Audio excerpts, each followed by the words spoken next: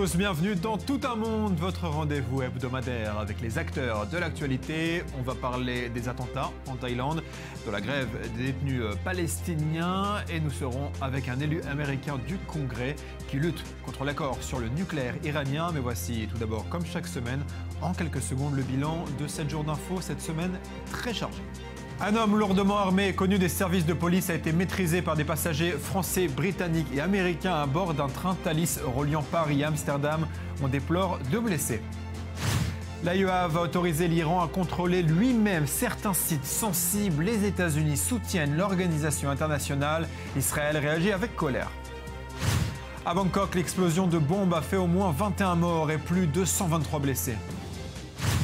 Le Premier ministre grec a annoncé sa démission moins d'1 an après avoir été porté au pouvoir.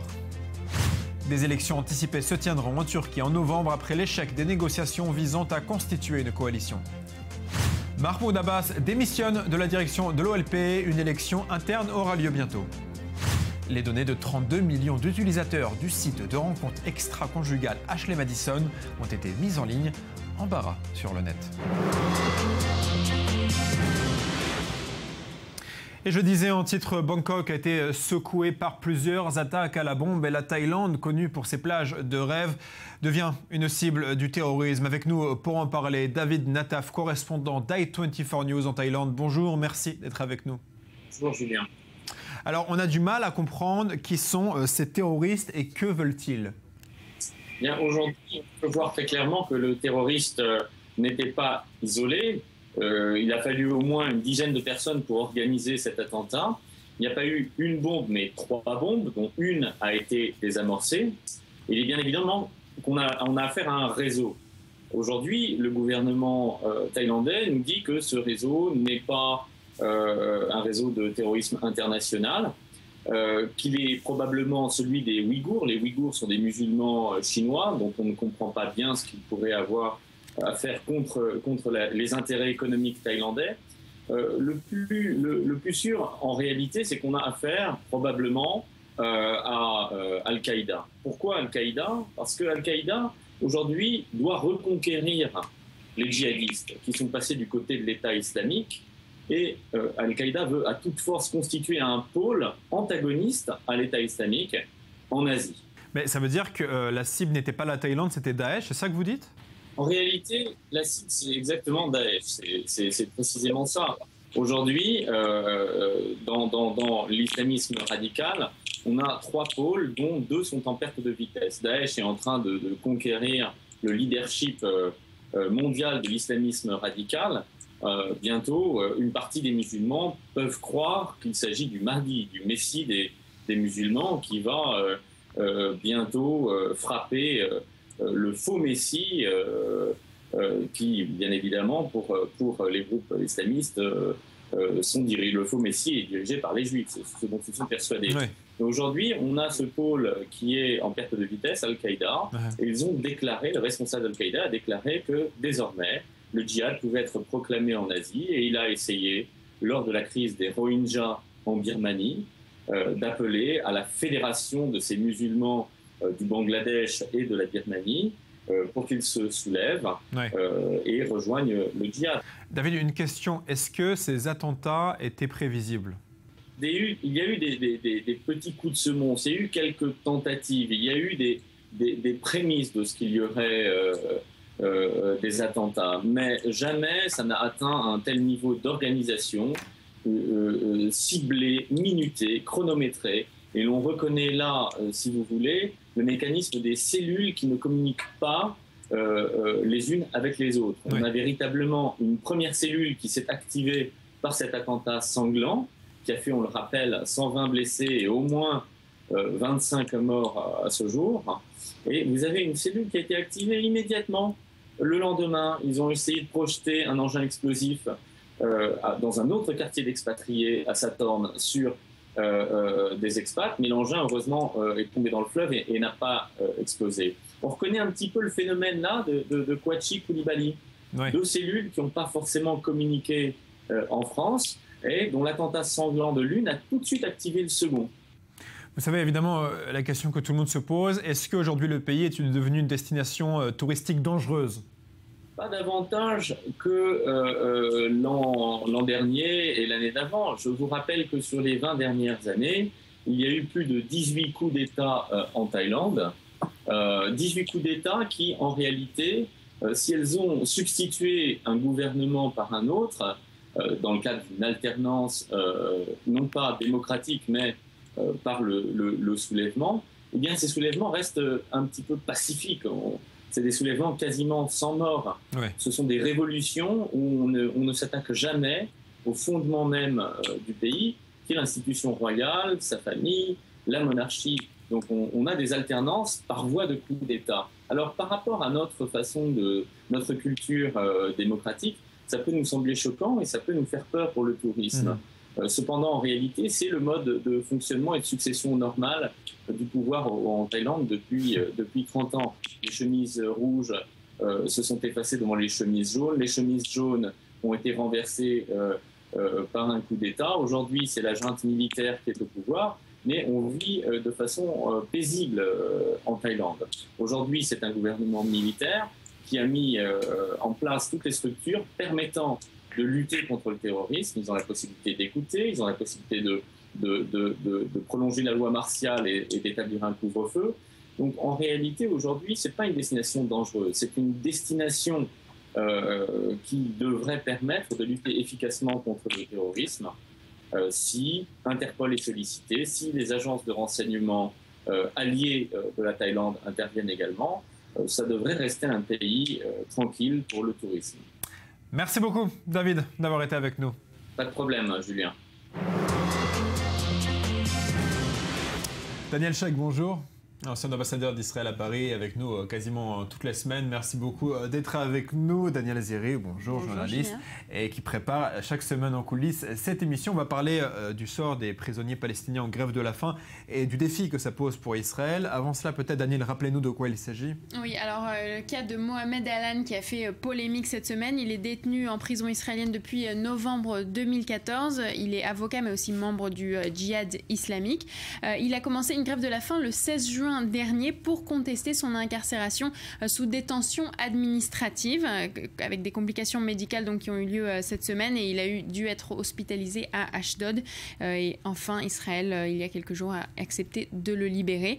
Alors tout ça a relancé quand même un débat très important en Israël sur cette détention administrative parce que qu'est-ce que ça veut dire c'est-à-dire que faut rappeler le sujet alors le système problème israélien permet à un tribunal militaire d'ordonner une comme on dit, détention administrative, qui est une détention d'un suspect de terrorisme, quelqu'un qui est suspecté, sans procès, sans passer par une cour, pour une durée limitée, mais non limitée, mais qui doit être renouvelée tous les 6 mois par un tribunal. Donc des longues durées tout de même, c'est 6 mois à chaque fois. Donc ça relance un débat sur est-ce que c'est compatible avec la démocratie, est-ce qu'il ne faut pas arrêter ces détentions-là.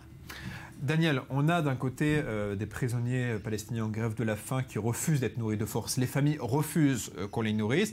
Dans le même temps, on a les groupes terroristes palestiniens qui disent s'ils décèdent, on va déclarer une 3e intifada. Et en plus, ils refusent d'être libérés dans un pays tiers. Comment Israël peut tenir face à ce genre de pression ? C'est surtout le énième exemple dans l'histoire, dans le monde entier, qui prouve qu'il est paradoxalement plus facile de combattre la violence que la non-violence. Oui. Et que plusieurs démocraties dans l'histoire se sont confrontées à des situations pareilles où un acte non violent comme la grève de la faim les met dans une très grande détresse à la fois publique, juridique, politique, militaire, tout ce que vous voulez. Et moi, personnellement, je ne vois pas une issue heureuse à ce genre de dilemme. La problématique en Israël est peut-être encore un peu plus grave à cause de ce concept de la détention administrative qui, même si elle est légale et même si évidemment elle n'existe pas... Qui est appliquée également aux terroristes juifs à présent. Oui, et qui n'est pas une particularité israélienne. Il y a beaucoup de pays qui utilisent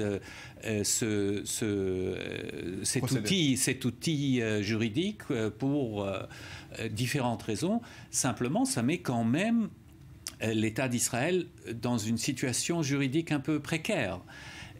surtout à cause de la très longue durée que cela peut durer.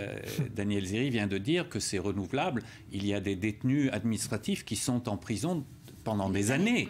Mais alors, quelles sont les options d'Israël face à ce genre de situation ? Je pense que du coup, l'issue qui a été trouvée cette fois-ci, en fait, fait plaisir à tout le monde. Ce n'est pas le gouvernement qui a cédé, c'est la Cour suprême qui a tranché. Cette Cour suprême dont certains membres de ce gouvernement se plaignent beaucoup, ils pourront s'en plaindre là aussi, mais je pense que tout le monde a soufflé. On rappelle qu'il a été libéré après que des dégâts sur son cerveau ont été détectés par les médecins. Et la libération, qui d'ailleurs n'est pas une annulation de l'acte de détention administrative, mais une suspension simplement pour des raisons médicales, a été décrétée par la Cour suprême. Et donc maintenant, il est libéré. Mais ça peut se renouveler. Il peut décider dans 3 semaines, quand sa santé sera rétablie, il peut être à nouveau incarcéré et à nouveau reprendre la grève de la faim. Est-ce que les menaces de 3e intifada en cas de décès d'un prisonnier palestinien, c'est crédible ? Je ne sais pas si les menaces sont plus crédibles que les autres menaces pour décréter une 3e intifada qui se répète de temps en temps. On entend régulièrement cette menace. Oui, dans différents contextes. Moi, les menaces ne m'impressionnent pas forcément, mais je pense que une réalité d'une irruption de violence qui pourrait être une 3e intifada ou s'appeler autrement, cette éventualité est très réelle et que le vide diplomatique qu'a laissé la suspension des négociations entre Israël et les Palestiniens depuis des années maintenant laisse place à remplir ce vide par la violence. À propos de vide politique, on a appris en fin de week-end dernier la démission de Mahmoud Abbas, pas de l'autorité palestinienne, pas de son poste de président, mais de la direction de l'Organisation de libération de la Palestine, de l'OLP. Qu'est-ce que ça va changer ? Reste à voir si c'est une manière pour lui de peut-être laisser la place à une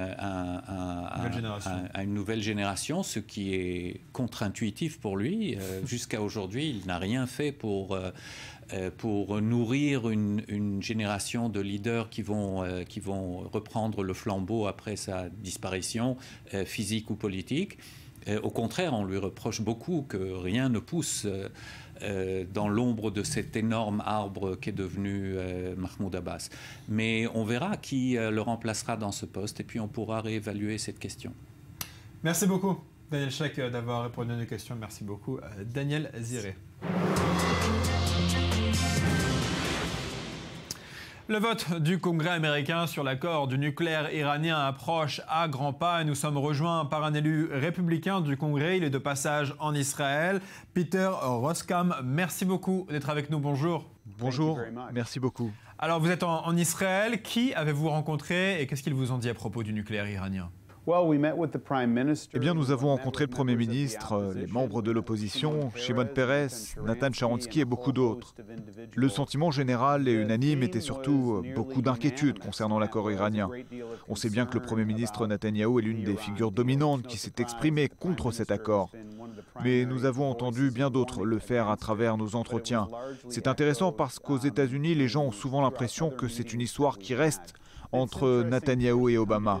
Mais le fait est que beaucoup de dirigeants de tous les bords politiques sont de l'avis de Netanyahou et c'est un message que je transmettrai aux États-Unis à mon retour. Certains, dont le président Obama, affirment que Netanyahou a rencontré des élus américains comme personne avant lui. Qu'est-ce que vous en pensez ?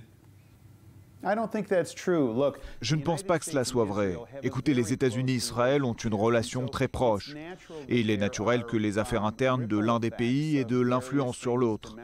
Certains des anciens conseillers du président Obama sont venus ici pour participer à des campagnes contre Netanyahou. Donc je ne pense pas qu'il soit juste de la part d'Obama de critiquer le Premier ministre pour ingérence dans les affaires politiques américaines. Lorsqu'Obama dit que la seule alternative à l'accord sur le nucléaire, c'est la guerre, est-ce que vous êtes d'accord avec cette affirmation ?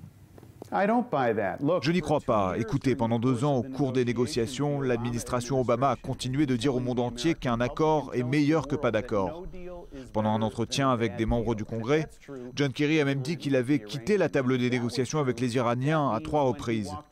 Si cela est vrai, alors ça veut dire qu'il y a eu une alternative. Donc l'administration ne peut plus utiliser cet argument, qu'il n'y a pas d'alternative. Et donc maintenant, ils doivent prouver que c'est le meilleur accord possible. Ce n'est pas gagné. Plus le monde et le public américain regardent cet accord, plus ils se rendent compte qu'il n'est pas favorable. Est-ce que si le prochain président américain, le prochain élu évidemment, est républicain, est-ce qu'il devrait ignorer cet accord? Eh bien, si le prochain président est républicain, je pense que vous allez voir un changement et vous allez voir un président qui va retourner à l'engagement premier, c'est-à-dire s'assurer que l'Iran ne devienne pas nucléaire. Peter Hoskman, élu républicain du Congrès, merci beaucoup d'avoir été avec nous. Merci beaucoup. Et c'était Le Monde de cette semaine, tel que nous l'avons vu. Rendez-vous dimanche prochain. Bonne semaine à tous.